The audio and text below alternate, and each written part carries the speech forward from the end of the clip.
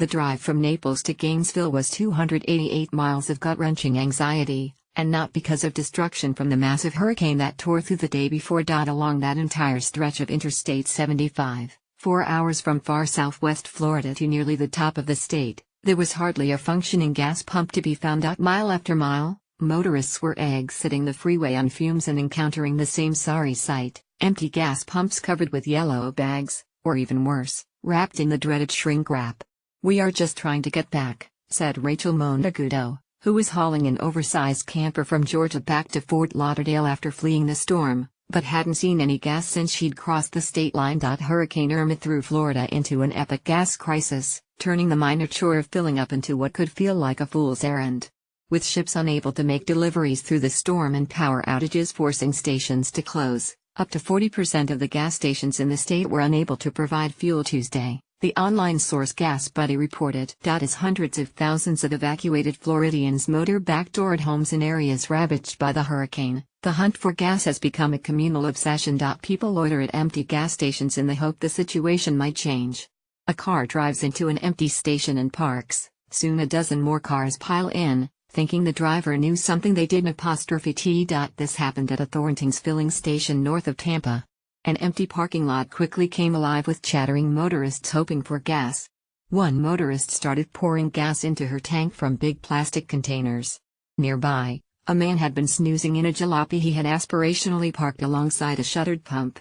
Now he got out and approached the woman, wanting to know where she'd gotten the gas. It turned out it had been pumped days before, at a station hundreds of miles away. Some state ports where gas normally gets distributed are just now reopening.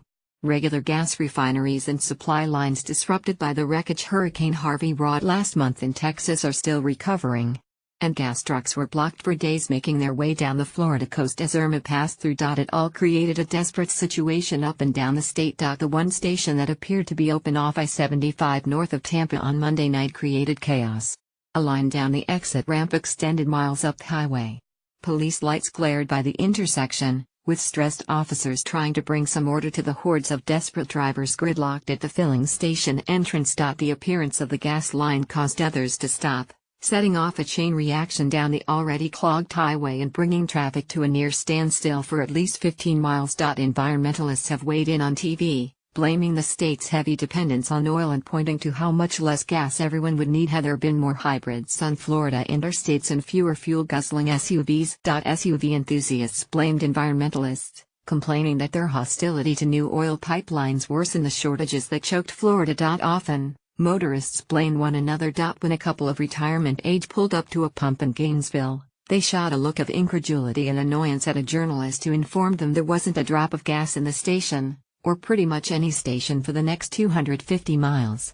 "I don't believe what you are saying," the man huffed, signaling his intention to get back in the car with its nearly empty tank and keep heading toward Venice, some 200 miles away. All he needed to do was get a few miles off the interstate, he insisted, and he would find something. His companion's face went pale. Stocking up on gas has become so advisable that even gas cans are hard to come by. One station owner charged $66 for 3 empty plastic gas containers. A police officer watched as he rang up the sale. "How do you live with yourself?" he asked the owner. Gainesville was the most fuel-parched city in the state, according to GasBuddy, making it probably the most parched place in America, though it wasn't clear why. The city made it through the storm in far better shape than other places that seemed to have more gas. At one empty station in town, sheriff's deputies and several squad cars congregated at an apparently empty gas station.